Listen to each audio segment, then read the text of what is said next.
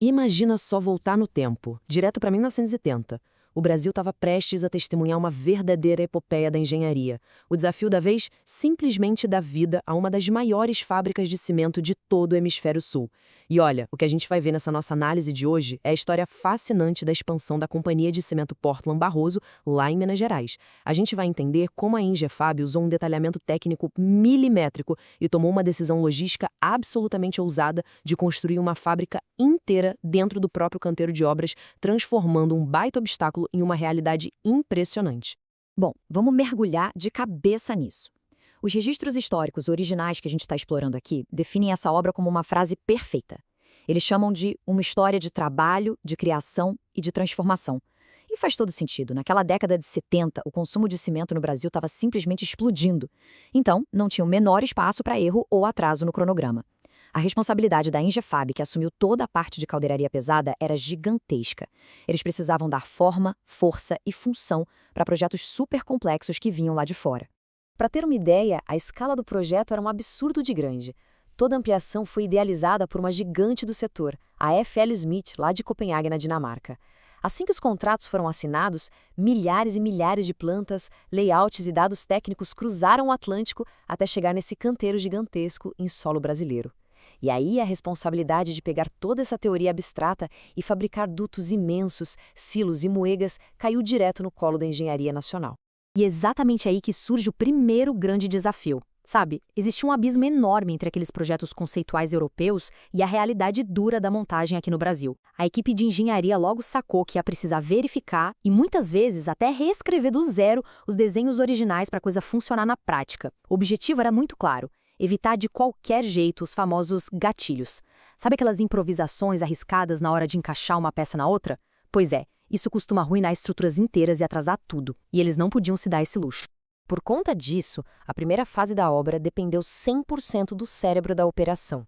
Eram engenheiros debruçados sobre as pranchetas, fazendo um planejamento geométrico rigorosíssimo em superfícies planas, e exigia uma perfeição absoluta na casa do milímetro. Transformar as ideias dinamarquesas em chapas de aço pesadas e recortadas demanda um nível de concentração monumental. Projetar um tubo reto é até tranquilo, mas quando a gente fala de estruturas com cones curvados e intersecções gigantescas de nível industrial, a complexidade muda totalmente de patamar. Agora, como não se perder nesse verdadeiro mar de dados técnicos? O grande pulo do gato foi a criação de um documento chamado fluxograma, ou flowsheet. Ele tinha 3 funções simplesmente inegociáveis. Primeiro, orientar o delineamento geométrico exato das peças. Segundo, calcular se a logística de transporte era viável, batendo com a capacidade real de montagem lá no canteiro. E terceiro, criar uma identificação codificada perfeita. Isso era vital. Num quebra-cabeça colossal de 800 toneladas, perder o rastreio de uma única chapa poderia parar a fábrica inteira. O controle tinha que ser de ponta a ponta. Mas olha só que interessante. Teve um herói tecnológico nos bastidores que fez toda a diferença. Chegava uma hora em que o cálculo manual humano simplesmente não dava conta da geometria descritiva, tipo, para achar o ângulo exato da interseção entre um cilindro cone gigante. É aí que entrava em cena o computador Olivetti Programa 101. Ele era, sem dúvida, o funcionário mais requisitado da equipe. O pessoal de engenharia equacionava o problema, preparava os cartões de dados e a máquina fazia a mágica acontecer lá na mesa, zumbindo sem parar. Para a época, essa potência computacional era um verdadeiro divisor de águas. O que antes levava horas de dor de cabeça em cima de rascunhos, o computador resolvia em questão de segundos e entregava uma precisão assustadora. Os cálculos vinham com uma margem de segurança tão incrível que chegava a 10 casas decimais. Essa exatidão toda derrubou o tempo de delineamento da obra e garantiu que o pessoal do chão de fábrica recebesse instruções à prova de falhas na hora de cortar o aço. E com essa belezinha resolvendo as geometrias mais punitivas, milhares de superconjuntos super detalhados começaram a tomar forma no papel. Todo esse trabalho intelectual denso foi organizado em pastas grossas, cheias de especificações e mandado direto para os clientes. O resultado, um sucesso absoluto. A obra não só foi aprovada na hora, como a equipe recebeu elogios enormes pela qualidade impecável do planejamento. O sinal verde estava oficialmente aceso para começar a fabricação. Mas calma, que a história não é tão simples assim. Logo de cara, um pesadelo logístico ameaçou parar tudo. Sabe, na caldeiraria pesada rola um paradoxo estrutural bem cruel. As peças prontas são absolutamente massivas em volume, porque são imensos dutos e silos de cimento. Mas elas não pesam tanto assim, porque são quase inteiramente ocas por dentro. Imagina só o absurdo que seria tentar transportar esses gigantes já montados pelas estradas brasileiras limitadas lá dos anos 70, o custo de logística por tonelada ia explodir para níveis irreais. Alguma coisa muito drástica precisava ser feita. E é agora que vem a jogada de mestre de todo esse projeto. Exatos 10 dias. Foi só isso que a Ingefab precisou para erguer uma fábrica completa de 300 metros quadrados do absoluto zero. E o detalhe, diretamente dentro do canteiro de obras em Minas Gerais. Não era só um puxadinho ou alojamento provisório não, tá? Era um parque fabril de caldeiraria pesada de verdade, planejado estrategicamente para cortar pela raiz aquele custo absurdo de ficar transportando vento nas estradas. Pensa no cenário, a poucos metros de onde a montagem final ia acontecer, a atividade era frenética. Esse canteiro-fábrica abrigava de forma permanente uns 60 profissionais. Era engenheiro, pessoal da administração e a galera da força bruta. Todo mundo trabalhando numa sincronia impressionante. O maquinário que trouxeram para lá era coisa de louco. Tinha umas 20 máquinas de solda industriais, calandras pesadas, guilhotinas, tornos, enfim, tudo que era necessário de equipamento para garantir que ninguém ia ficar na mão na hora exata de fabricar as peças. Ter essa fábrica ali, colada na obra, deu uma agilidade fantástica para a equipe. Se tivesse qualquer mudança de plano de última hora, eles resolviam ali mesmo. As chapas de aço imensas eram marcadas, cortadas e unidas no próprio ritmo do canteiro. E mais, essa proximidade total permitia um controle de qualidade absurdamente rígido. Não só nas medidas geométricas, mas na saúde do material.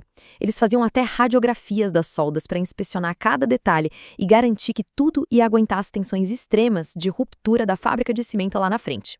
E conforme as peças iam passando por esses testes rigorosos de raio-x, elas ganhavam uma cara nova, um tom avermelhado bem vibrante. Era a camada protetora final de Zarco Primer, um acabamento super resistente à base de óxido de chumbo, feito justamente para aguentar a pancada do ambiente industrial e o teste do tempo. Os fiscais do cliente, que no começo estavam com aquela desconfiança natural de uma obra desse tamanho, foram relaxando rápido. Ficou claro para todo mundo que o nível de excelência estava impecável, peça por peça. Bom, com todas as aprovações concedidas de forma consistente, chegou a hora da verdade, a montagem. Guindastes enormes começaram a levantar bem devagar aqueles blocos pesados recém-fabricados. Parecia até engrenagem de relógio suíço de tanta precisão. As grandes estruturas cônicas, cercadas por redes imensas de andames, iam encontrando seu lugar e casando perfeitamente com a furação que tinha sido projetada meses atrás pelo computador. Nada daquelas perigosas correções forçadas de última hora. Deu tudo milimetricamente certo.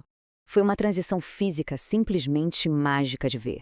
Aqueles rabiscos e cálculos em papel azul que nasceram no ar frio de Copenhague e foram dissecados em São Paulo estavam agora subindo aos céus, apoiados em superestruturas gigantes de concreto. Os tubos maciços assumiram exatamente a inclinação que a geometria descritiva tinha cravado no primeiro dia. Era a prova viva da fusão espetacular entre a teoria escandinava e a potente força de trabalho e logística brasileiras. Chegando perto da conclusão, a fábrica de Barroso mostrava toda a sua imponência e majestade mecânica. Complexos imensos de dutos cortavam o ar, parecendo as artérias robustas de um gigante de aço e concreto. Olhar a premensidão dessa estrutura é ver muito mais do que só uma indústria prestes a iniciar a operação. É ver um testamento real e duradouro de integridade estrutural, provando que cada linha traçada naquelas pastas lá no início da jornada foi cumprida à risca. Então, o grande ponto crucial dessa história toda se resume a um número de respeito: 800 toneladas. Desde o primeiro traço desenhado na prancheta com máxima atenção, passando por aquela decisão brilhante de quebrar a barreira logística montando uma fábrica em tempo recorde no canteiro, a Ingefab cortou, processou, adaptou e levantou 800 toneladas de componentes metálicos. Foi a tradução perfeita daquelas folhas rasas de dados para uma realidade inabalável e totalmente funcional. E isso deixa a gente com uma grande reflexão. O que os megaprojetos modernos têm a aprender com essa obra formidável do século passado? Hoje, a engenharia confia de olhos fechados em simulações em 3D, automação na nuvem e inteligência artificial. Mas o projeto Barroso prova por A mais B que a capacidade de adaptação, a precisão extrema no planejamento e uma coragem tremenda na logística continuam sendo a regra de ouro de qualquer grande empreitada. É um padrão atemporal, de classe mundial, que ecoa do passado e serve como a melhor bússola possível para os desafios do futuro. E aí, qual vai ser o próximo obstáculo aparentemente impossível que a engenharia vai transformar em realidade?